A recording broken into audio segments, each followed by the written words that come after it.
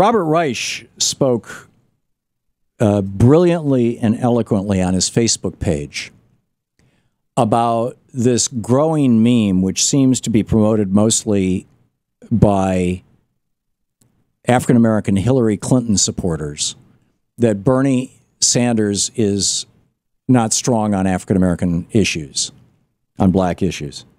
Bernie Sanders, the guy who was working with the Congress on racial equality in 1963 when he was arrested in Chicago for protesting the segregation of housing at the University of Chicago.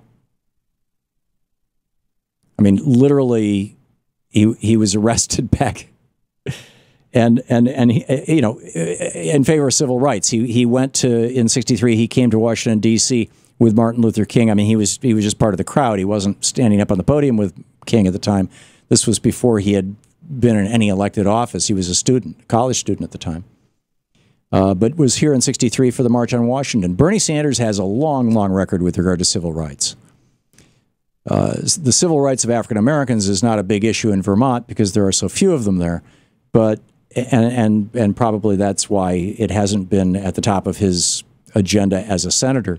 Although he's always supported civil rights, you know, whenever the legislation comes up.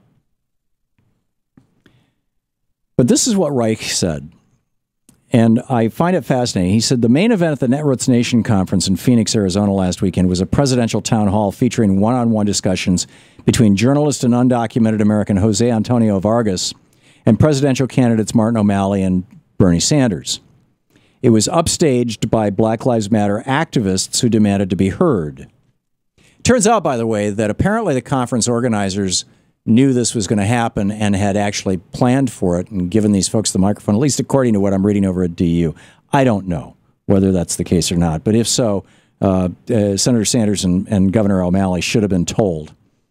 But anyhow, back to Robert Reich. He says it's impossible to overcome widening economic inequality without also dealing with the legacy of racial inequality, and impossible to overcome racial inequality without also reversing widening inequality. These are not the same, but they are intimately interrelated.